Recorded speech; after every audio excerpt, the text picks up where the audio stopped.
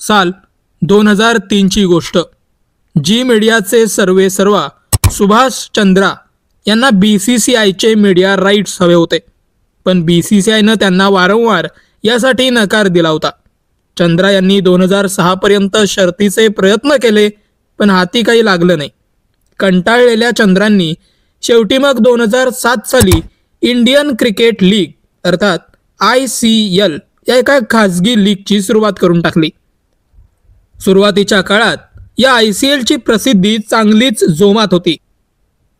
ICLच्या या भलत्याच प्रयोगानं आपलं समीकरण बिघडवता कामा नये म्हणून BCCIनं लागलीच सर्व खेळाडूंना या लीगमध्ये सहभागास प्रतिबंध टाकला।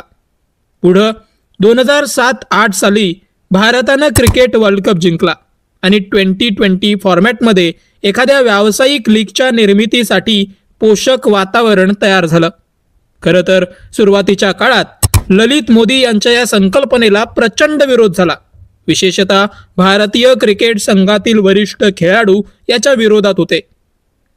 मुळात या खेळाडूंचा प्राथमिक विरोध अशा लीगला नव्हता, तर तो होता मूळ T20 क्रिकेटलाच।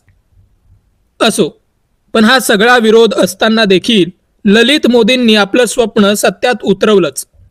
24 जानेवारी 2008ला IPL अर्थात इंडियन प्रीमियर लीगच्या संघ खरेदीसाठीचं फ्रँचाइज बिडिंग झालं।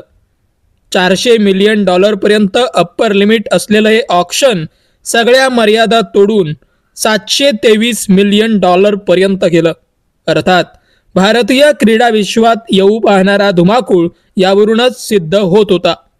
याला 4 चांद लावले त्या 18 एप्रिल 2008ला झालेल्या Kolkata night riders versus royal challengers Bangalore या मॅचनं, ज्यात न्यूझीलंडचा खेळाडू ब्रँडन मॅकलमनं वादळी खेळी करताना 150 पेक्षाही जास्त धावा कुठल्या।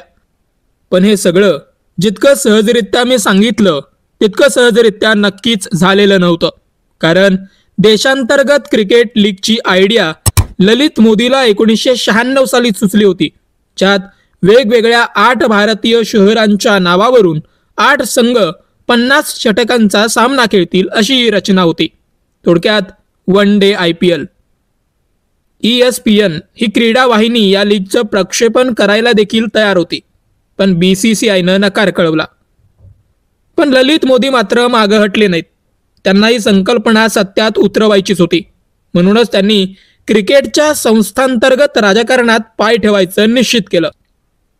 अर्थात पदाच्या माध्यमातून IPL सत्यात उतरवणं हाच उद्देश त्याच्या मागे होता, हे वेगळं सांगायची गरज नाही।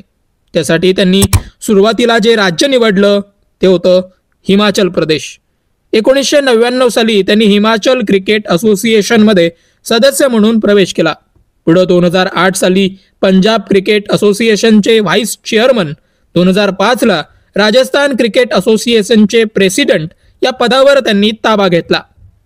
राजस्थान क्रिकेट असोसिएशनमध्ये असताना त्यांनी बोर्डाला जो आर्थिक नफा मिळवून दिला त्यानं त्यांच्यासाठी BCCIचे दरवाजे उघडले आणि ललित मोदी BCCIचे व्हाईस चेअरमन झाले। आणि 2007 साली त्यांनी आपली जुनी आयडिया मॉडिफाय करून NBL किंवा EPL यासारख्या बास्केटबॉल आणि फुटबॉलच्या प्रीमियर लीगच्या धर्तीवर प्रत्येकी 20-20 षटकांची अर्थात T20 फॉर्मॅटमधली क्रिकेट लीग IPLची सुरुवात केली। पुढं याच धर्तीवर 2011 साली ऑस्ट्रेलियात BBL तर बांगलादेशमध्ये BPL, 2013ला वेस्ट इंडिजमध्ये CPL, 2016ला पाकिस्तानमध्ये PSL तर 2023ला SA20, ILT T20 दुबई आणि अमेरिकेत MLC यासारख्या लीग या स्पर्धेत उतरल्या। पण IPLचा झगमगाट, उत्साह, लोकप्रियता, पैसा, मनोरंजन आणि पैसा वसूल फॉर्म्युला अजून तरी इतर कुठल्याही लीगला क्रॅक करता आलं नाही, हेही तितकंच खरं आहे।